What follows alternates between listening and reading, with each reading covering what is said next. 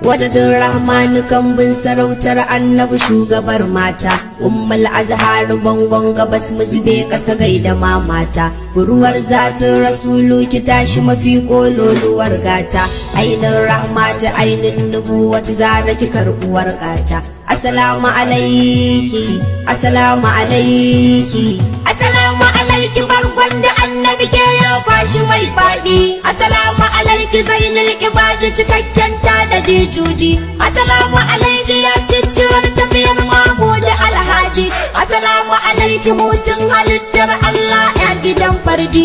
Assalamu alaiki mai ma alayya abinci a baki mai daɗi.